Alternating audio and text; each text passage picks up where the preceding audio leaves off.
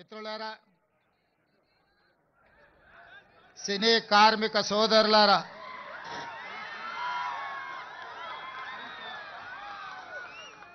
ఇరవై 24 సినీ కార్మిక సంఘాలు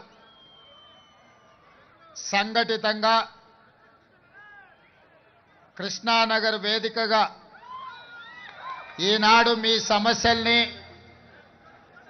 చిత్ర పరిశ్రమ యొక్క అభివృద్ధిని దృష్టిలో పెట్టుకొని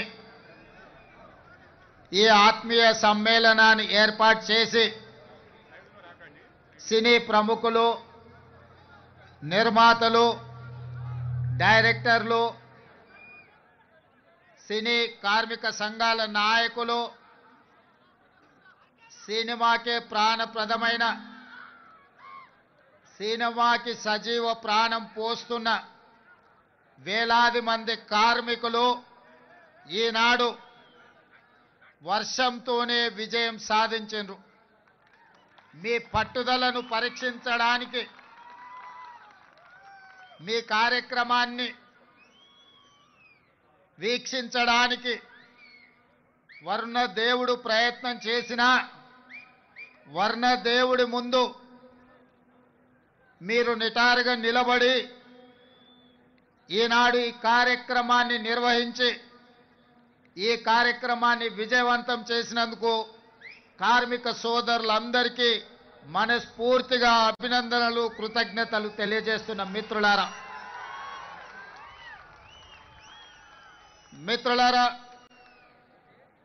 ఒకనాడు తెలుగు పరిశ్రమ అంటే మదరాసి అని పిలిచే సందర్భంలో తెలుగు పరిశ్రమని ప్రోత్సహించాలి, తెలుగు పరిశ్రమను 400 సంవత్సరాల చరిత్ర కలిగిన ఈ హైదరాబాదు నగరానికి తరలించాలి, మిమ్మల్ని అందరినీ హక్కును చేర్చుకొని గుండెల్లో పెట్టి చూసుకోవాలని ఆనాటి ముఖ్యమంత్రి డాక్టర్ మర్రి చెన్నారెడ్డి గారు తీవ్రమైన కృషి చేసి ఆనాటి సినిమా దిగ్గజాలైన అన్న నందమూరి తారక రామారావు గారిని, అక్కినేని నాగేశ్వరరావు గారిని,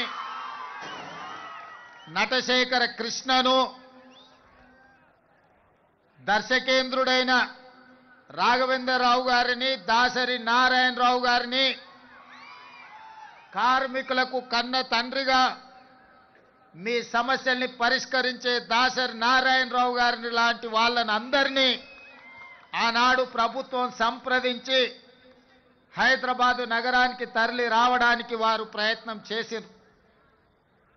కొద్దిగా హైదరాబాదు నగరానికి తరలి వస్తున్నప్పుడు ఫిలిం నగర్ ప్రాంతాన్ని మీకు కేటాయించడమే కాదు, ఆనాడు పెద్దలకు స్థలాన్ని కేటాయించి పెద్దలందరికీ కొంత సౌలభ్యాన్ని కల్పించిన సందర్భంలో డాక్టర్ ప్రభాకర్ రెడ్డి గారు కార్మికుల యొక్క ఆత్మబంధు, ఈనాడు చిత్రపురి కాలనీ వెలిసిందంటే ఇక్కడున్న కార్మిక సోదరులకు ఎంతమందికి తెలుసో తెలియదో నాకు తెలీదు, కానీ నేను చిత్ర పరిశ్రమ హైదరాబాదు నగరానికి తరలి వచ్చిన విధానాన్ని గమనించినప్పుడు డాక్టర్ ప్రభాకర్ రెడ్డి గారు సినీ కార్మికుల కోసం మణికొండలో తన సొంత స్థలాన్ని 10 ఎకరాలను కార్మికులకు దానం చేసి కార్మిక సోదరులను ఆదుకోవడానికి తన కష్టార్జితమైన 10 ఎకరాల భూమిని డాక్టర్ ప్రభాకర్ రెడ్డి గారు కార్మికుల కోసం ఇవ్వడం జరిగింది. ఆ తర్వాత అంజయ్య గారు, అదేవిధంగా కోట్ల విజయభాస్కర్ రెడ్డి గారు చిత్రపురి కాలనీ కోసం 67 ఎకరాల స్థలాన్ని కేటాయించి సినీ కార్మికుల కోసం చిత్రపురి కాలనీని నిర్మించి ఈనాడు చిత్రపురి కాలనీకి ప్రపంచ స్థాయిలో గుర్తింపు రావడానికి ఆనాడు ఈ పెద్దలందరూ కృషి చేసినారు. ఇదే కాదు, ఈనాడు ప్రపంచ స్థాయి సినిమాలను నిర్మిస్తున్న ఈనాడు వేదికలైన రామనాయుడు స్టూడియో కావచ్చు, పద్మాలయ స్టూడియో కావచ్చు, అన్నపూర్ణ స్టూడియో కావచ్చు, ఇలా ఈ స్టూడియోలకు కూడా చిత్ర పరిశ్రమను ప్రోత్సహించాలన్న ఆలోచనతోటి ఆనాడు అత్యంత చౌకగా ఆనాటి ప్రభుత్వం సినీ పరిశ్రమ పెద్దలకు స్టూడియోల కోసం స్థలాలను కేటాయించడం జరిగింది. ఆ విధంగా ప్రారంభమైన తెలుగు చిత్ర పరిశ్రమ ప్రోత్సహించాలన్న ఆలోచనతోటి 1964లో ఆనాటి ప్రభుత్వం కాంగ్రెస్ ప్రభుత్వం కార్మికులను గుర్తించాలి, సినీ పరిశ్రమలో ఉండే పెద్దల్ని గుర్తించాలి అని 1964లో నంది అవార్డు ప్రదానోత్సవ కార్యక్రమాన్ని ఏర్పాటు చేసి నేటికి 60 సంవత్సరాలు పూర్తి చేసుకున్నాం. మీ టాలెంట్ను, మీ శ్రమను మీరు మర్చిపోవాలంటే కళాకారులు నగదు బహుమతులకి సంతోషపడరు. కళాకారులు మీరు కొట్టే చప్పట్లకు, మీకు కప్పే దుప్పట్లకు సంతోషపడతారు. ఎంత సంపాదించడమని కాదు, ప్రేక్షకులు మీ యొక్క ప్రయత్నాన్ని చూసి ప్రేక్షకులు కొట్టే చప్పట్లను, సన్మానం చేసే వాళ్ళు కప్పే దుప్పట్లను చూసి సినీ కార్మికులు సంతోషపడి వాళ్ళ కష్టాన్ని మర్చిపోయి రాత్రింబగళ్ళు హీరోలు కానీ, పెద్ద డైరెక్టర్లు కానీ, ప్రముఖ నటులు షూటింగ్ స్థలానికి నిదానంగా వచ్చినా, ఒకవేళ ఉదయం 9 గంటలకు వాళ్ళకి షూటింగ్ ఉంటే 5 గంటలకే ఇంట్లో లేచి కన్న పిల్లల్ని కూడా వదిలేసి షూటింగ్ లొకేషన్కి బయలుదేరే కార్మికులు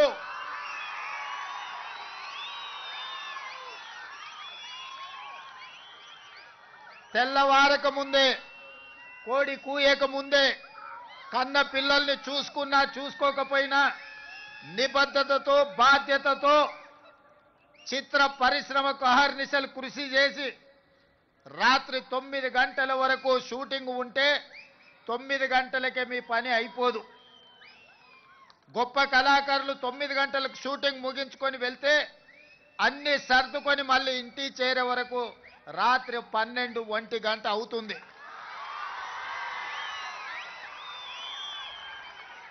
నాకు తెలిసి కొంతమంది తల్లిదండ్రులు వాళ్ళ పిల్లలు బాల్య వ్యవస్థలో ఉన్నప్పుడు తండ్రులను ఒకసారి గుర్తుపట్టని పరిస్థితులు, వాళ్ళు మేల్కొన్నప్పుడు మీరు పనిలో ఉంటారు, వాళ్ళు నిద్రపోతున్నప్పుడు మీరు ఇంటికి వస్తుంటారు. మీ శ్రమ, మీ కష్టం నాకు తెలుసు. మీరు పడుతున్న ఇబ్బందులు. ఈరోజు నాకు హోదా ఉండొచ్చు, దేవుడు గొప్ప అవకాశం ఇచ్చుండొచ్చు ముఖ్యమంత్రిగా, కానీ కార్మికుల యొక్క కష్టాలు తెలవనంతగా అధికారం నా కళ్ళు మూసుకుపోలేదు. అధికారంతో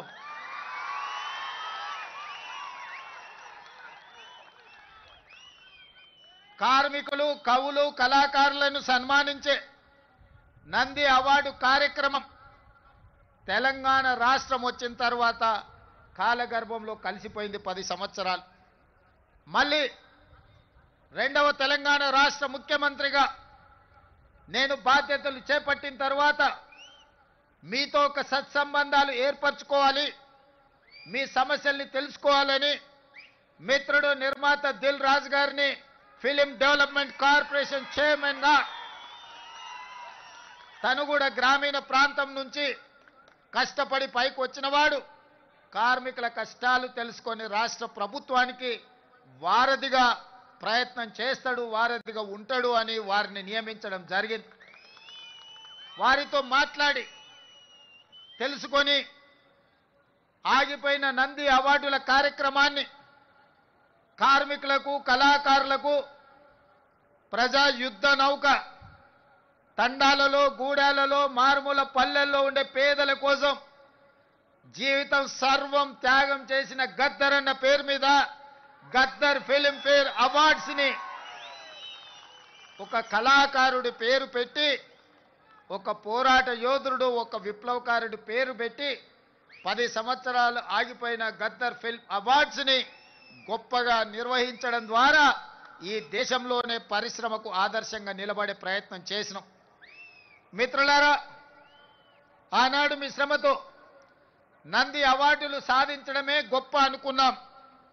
కానీ మీ శ్రమ వల్ల హైదరాబాదు నగరంలో విస్తరించిన తెలుగు సినీ పరిశ్రమ నంది అవార్డులు కాదు, ప్రపంచంలోనే గొప్ప అవార్డైన ఆస్కార్ అవార్డులకి ఈరోజు గుర్తింపు పొందింది అంటే ఆ శ్రమలో డైరెక్టర్లు నటులే కాదు, దాని వెనుక నిరంతర శ్రమ ఉన్న ఈ కార్మికుల యొక్క శ్రమ ఉన్నది. మీ రక్తాన్ని చెమటగా మార్చి దారబోసి షూటింగ్ లో ఫైటర్స్ ప్రాణాలు వదులుకుంటే ఈనాడు ఆస్కార్ అవార్డులు రావడం జరిగింది. ఈనాడు తెర మీద మీరు కనిపించరు. 2.5 గంటలు తెర మీద కనిపించే రంగుల రాట్నం, దాని వెనకాల ఉన్న మీ కన్నీటి చరిత్ర ఉన్నది. ఆ విజయం వెనకాల కార్మికుల యొక్క శ్రమ ఉన్నది. ఈనాడు మహిళా కార్మికులు కూడా తమ జీవితాన్ని సర్వాన్ని త్యాగం చేసి ఈనాడు సినీ పరిశ్రమను నిలబెట్టడానికి ప్రయత్నాలు చేస్తున్నారు. అందుకే మిత్రులారా, మీ కష్టాన్ని తెలుసుకోవాలి, మీకు ఈ ప్రభుత్వం అండగా నిలబడాలి, మిమ్మల్ని వీలైనంత మేరకు ఆదుకోవాలి. తద్వారా తెలుగు పరిశ్రమ ఈనాడు టాలీవుడ్గా కాదు, హాలీవుడ్ నుంచి కూడా ఇక్కడికి వచ్చి షూటింగ్లు జరగాలి. ఈ హైదరాబాద్ నగరం ప్రపంచ సినీ పరిశ్రమకు ఒక వేదిక కావాలన్నదే నా ఆలోచన. అందుకే ఆనాడు నేను చెప్పిన, మీరు వచ్చినప్పుడు సినీ పరిశ్రమను చిన్న చూపు చూసే సమస్యనే లేదు. ఈనాడు ప్రతివాడు, నేను ఐటీ ప్రొఫెషనల్లను, హైదరాబాద్ నగరానికి ఐటీ అడ్డాను,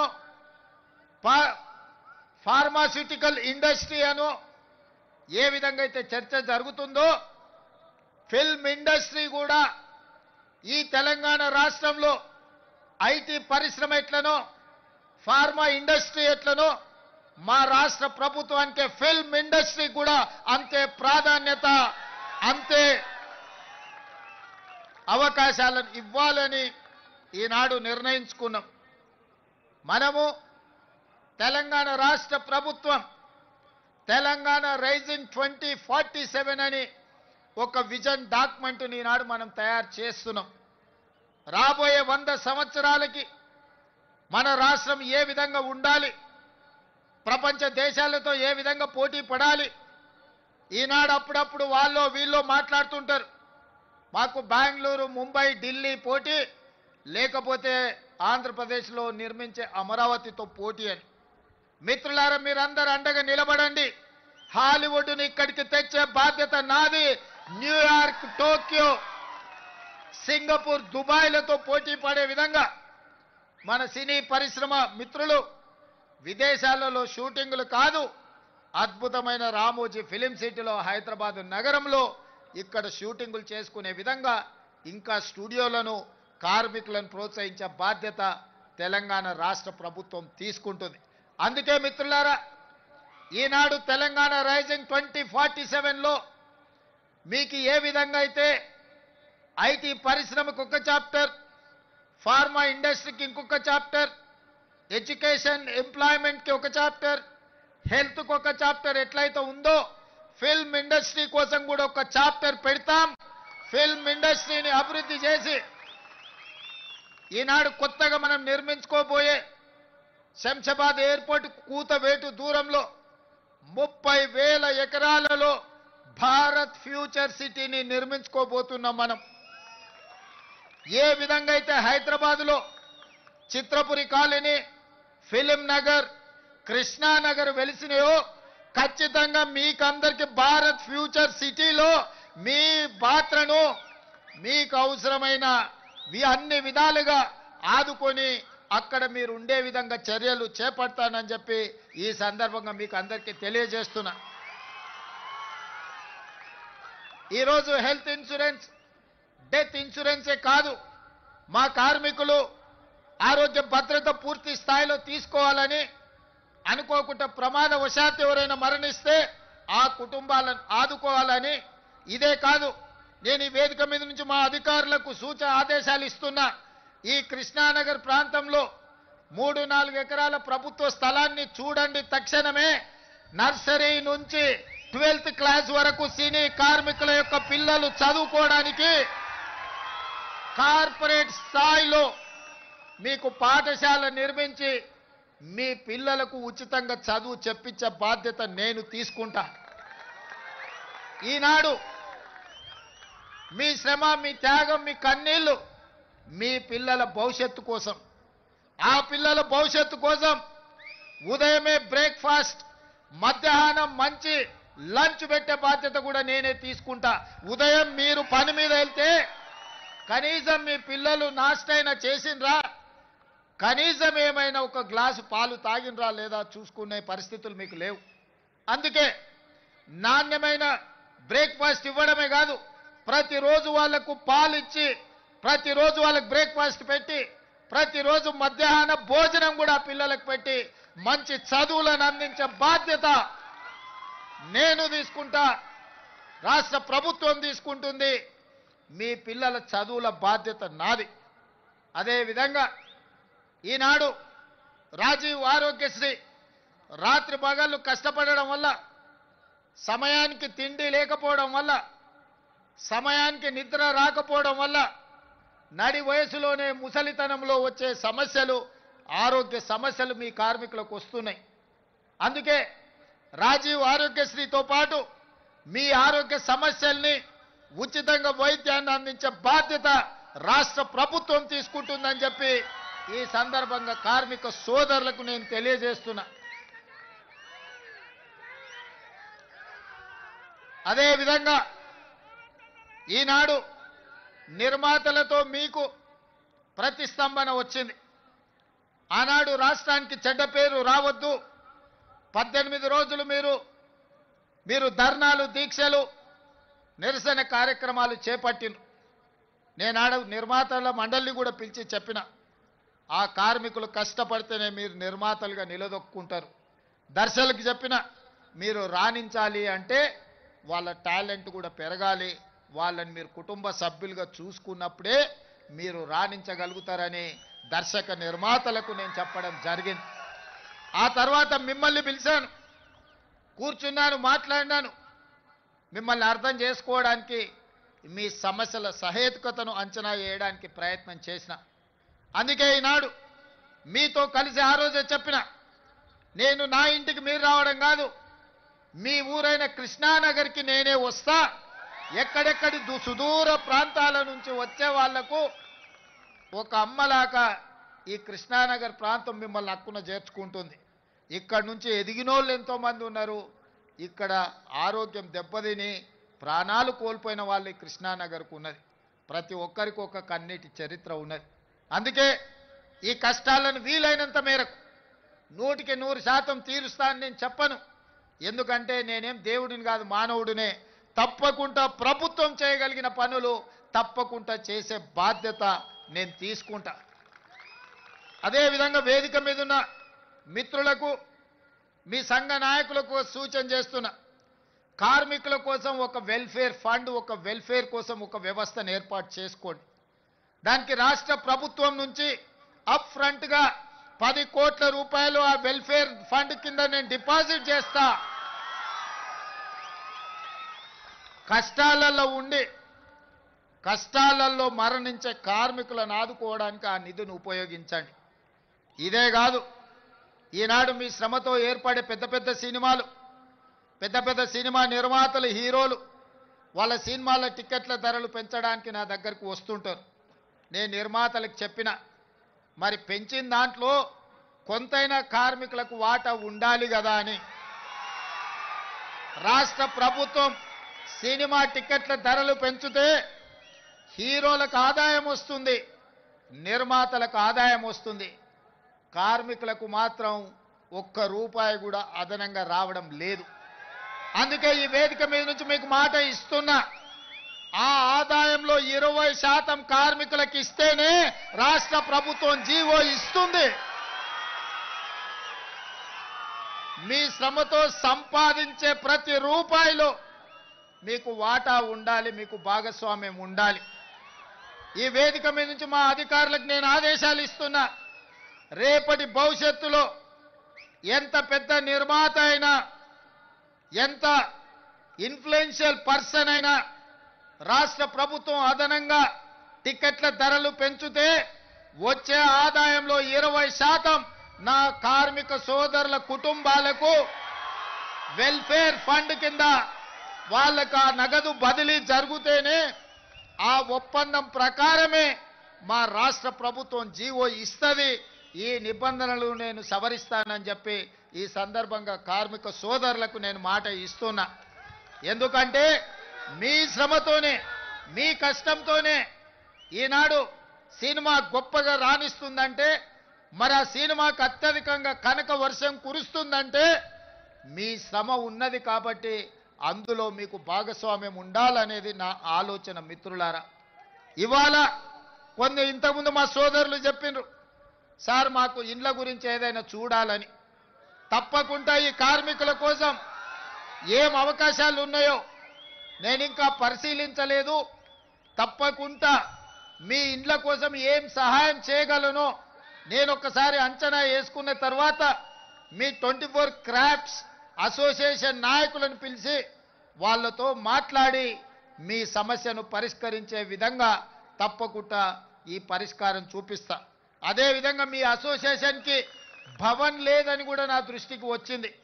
మరి కార్మిక సంఘాల నాయకులు వాళ్ళు చెప్పాలి, ఖచ్చితంగా దానికోసం కొంత స్థలాన్ని కేటాయించి నిర్మించుకోవడానికి అవసరమైన ఆర్థిక సహాయాన్ని కూడా రాష్ట్ర ప్రభుత్వం తరఫున చేసే బాధ్యత నేను తీసుకుంటాను. అదేవిధంగా ఫైటర్స్కి సినీ కార్మికుల యొక్క ప్రాక్టీస్కి కొంత స్థలం కేటాయిస్తే బాగుంటుంది అని ఇంకొంతమంది చెప్పారు. తప్పకుండా మీ సూచనను పరిగణలోకి తీసుకొని ఈనాడు మనం నిర్మించుకోబోయే భారత్ ఫ్యూచర్ సిటీలో మీకు కావలసిన వసతులను ఏర్పాటు చేయడానికి రాష్ట్ర ప్రభుత్వం నిర్ణయం తీసుకుంటుంది. అందుకే మిత్రులారా, ఈనాడు ముఖ్యమంత్రిగా కాదు మీ కుటుంబ సభ్యుడిగా నేను ఇక్కడికి వచ్చిన. ఈ ప్రాంతంలో ఉండే సినీ కార్మికుల యొక్క సమస్యల్ని తప్పకుండా రాష్ట్రం ప్రభుత్వం పరిష్కరిస్తుంది. మీ సంఘ నాయకులు చెప్పినారు 10 సంవత్సరాలలో మేము ఏనాడు కూడా ముఖ్యమంత్రి గారిని కలవలేదు అని. ఈనాడే కాదు ఏనాడైనా మీకు అవసరమైనప్పుడు, మీకు ఆపద ఉన్నప్పుడు మీ సోదరుడు రేవంత్ రెడ్డి తెలంగాణ ముఖ్యమంత్రి మీకు అండగా నిలబడతాడని ఒక్క అంశాన్ని మీరు గుర్తుపెట్టుకోండి. మహాభారతంలో చాలా గొప్ప గొప్ప క్యారెక్టర్స్ ఉన్నాయి, కానీ నాకు నచ్చిన క్యారెక్టర్ కర్ణుడు. ప్రాణం పోయినా మిత్రుల కోసం నిలబడ్డా, తెలుసు ప్రాణం పోతుందని, కానీ మిత్ర ధర్మాన్ని ఉల్లంఘించకుండా ఆనాడు కర్ణుడు ప్రాణాలను సైతం వదిలిండు. అందుకే ఈనాడు కూడా చరిత్రలో కర్ణుడి యొక్క త్యాగం గురించి మనం మాట్లాడుకుంటాం. అందుకే ఇవాళ చెప్తున్న మిత్రుడుగా మిత్ర ధర్మాన్ని, మీ సమస్యల్ని పరిష్కరించే బాధ్యత నాది. మీకు అండగా నిలబడతా, మీ సమస్యల్ని పరిష్కరిస్తా. మీకందరికీ తెలుసు, నిర్ణయం తీసుకోనంతసేపు నేను ఆలోచన చేస్తా, నిర్ణయం తీసుకున్న తర్వాత అమలు చేస్తే ఇంకా ఆలోచన చెయ్యను. ఈనాడు మీకు అండగా నిలబడాలనే నిర్ణయం తెలంగాణ రాష్ట్ర ప్రభుత్వం తీసుకున్నది. ఖచ్చితంగా కార్మికులకు సహేతుకమైన సమస్యల్ని పరిష్కరించి రాష్ట్ర ప్రభుత్వం వైపు నుంచి మీకు అండగా నిలబడి మిమ్మల్ని ఆదుకునే బాధ్యత తెలంగాణ రాష్ట్ర ప్రభుత్వం తీసుకుంటుంది. ఇంకా ఏమైనా సమస్యలు ఉన్నా నవంబర్ చివరికి మళ్ళా మిమ్మల్ని అందరినీ పిలుస్తా, మీ సంఘాల నాయకులని కలుస్తా. నవంబర్ చివరి వారంలో మీతో కూర్చుంటా. డిసెంబర్ 9 నాడు 2వ సంవత్సరం తెలంగాణ రాష్ట్ర ప్రభుత్వం ఏర్పాటు చేసి ఉత్సవాలు జరుపుకోబోతున్నాం. డిసెంబర్ 9 నాడు మీకేమేమి చెయ్యబోతున్నామో ఆనాడు స్పష్టంగా ప్రభుత్వం ఆదేశాలు ఇస్తుంది. ఈ 2 నెలల్లో మీ పిల్లల చదువుల కోసం స్కూల్ కానీ, నిధులు కానీ, మీ కార్యాలయం కోసం స్థల కేటాయింపు కానీ, మీ వెల్ఫేర్ ఫండ్ కోసం నిధులు కానీ, దీనికి సంబంధించి ప్రతి విషయంలో నిర్దిష్టమైన ప్రణాళికతోని తెలంగాణ రాష్ట్ర ప్రభుత్వం ముందుకు వస్తుంది. ఇప్పుడు మీరు చూసిండ్రు కదా, మన సంకల్పం ఉంటే, మన పట్టుదల ఉంటే, మన ఆలోచనలో చిత్తశుద్ధి ఉంటే ప్రకృతి కూడా సహకరిస్తుంది. ప్రకృతి కూడా సహకరిస్తుంది. ఇప్పటి వరకు ఉరుములు ఉరిమి వర్షం కురిసినా ఈనాడు మీరు, మేము, మనము మాట్లాడుకునే సందర్భంలో వర్ణ దేవుడు కూడా మనకు సహకరించి ఒక ప్రశాంతమైన వాతావరణాన్ని కల్పించి కార్మికుల యొక్క కష్టాలను పరిష్కరించడానికి తెలంగాణ రాష్ట్ర ప్రభుత్వం వస్తే వరుణ దేవుడే సహకరించిండు. ఇంతకంటే గొప్ప సన్నివేశం ఏ సినిమాలో అయినా ఉంటుందా? అందుకే మిత్రులారా, ఇవాళ మీ అందరి పక్షాన మీకు అండగా నిలబడడానికి ఇక్కడికి వచ్చిన. ఇక్కడి నుంచి మీ సమస్యల్ని పరిష్కరించే బాధ్యత నాది. మీ సంఘాల నాయకులతో పాటు ఈ కార్యక్రమాన్ని ఏర్పాటు చేసి ఈ వేదిక మీద ఉన్న పెద్దలకు, ముఖ్యంగా సాయంత్రం పిల్లలు స్కూల్ నుంచి వచ్చి పిల్లలకు సాయంత్రం వండి పెట్టాలన్న కార్యక్రమాన్ని కూడా మా అక్కలు, మా సోదరిమణులు, ఇంకొంతమంది ఈటీవీ, మా టీవీ సీరియళ్లను కూడా పక్కన పెట్టి ఈరోజు ఇక్కడికి వచ్చి ఈ కార్యక్రమంలో పాల్గొన్నందుకు మనస్ఫూర్తిగా మీ అందరికీ ధన్యవాదాలు, కృతజ్ఞత తెలియజేస్తూ మళ్ళొక్కసారి మీకు మాట ఇస్తున్నా, మీ సమస్యల్ని పరిష్కరించే బాధ్యత నాది. మిమ్మల్ని ఆదుకొని మొత్తం దేశ సినీ పరిశ్రమలకే, అది బాలీవుడ్ కావచ్చు, కోలీవుడ్ కావచ్చు, లేకపోతే తమిళనాడులో ఉండే ఫిల్మ్ ఇండస్ట్రీ కావచ్చు, ఏదైనా తెలుగు ఫిల్మ్ ఇండస్ట్రీ నుంచే నేర్చుకోవాలి. అందరికీ ఆదర్శంగా నిలబడే విధంగా మీ సమస్యల్ని పరిష్కరించే బాధ్యత నేను తీసుకుంటున్నాను తెలియజేస్తూ మీ అందరి దగ్గర సెలవు తీసుకుంటున్న. ధన్యవాదాలు మిత్రులారా.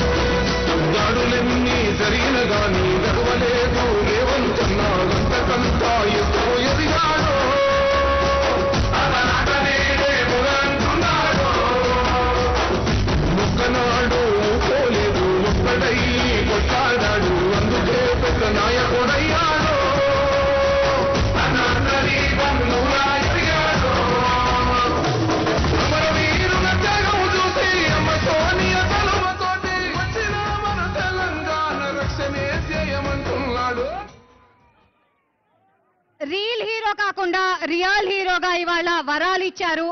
ఆ వరుణ దేవుడు మనకి వర్షంతో వెల్కమ్ చెప్తే మన ముఖ్యమంత్రి గారు ఇవాళ వరాలతో వర్షం కురిపించారు. సో వరాల వర్షం ఇచ్చిన రేవంత్ రెడ్డి గారికి ధన్యవాదాలు తెలియజేస్తూ Telangana film development corporation chairman Dil Raju గారు, Telangana film chamber commerce president Shri Bharat Bhushan గారు, Telugu film producers council president Damodar Prasad గారు, జనరల్ సెక్రటరీ ప్రసన్న కుమార్ గారు, Telangana film chamber of commerce Sunil Narang గారు president, movie artist association vice president Madala Ravi గారు,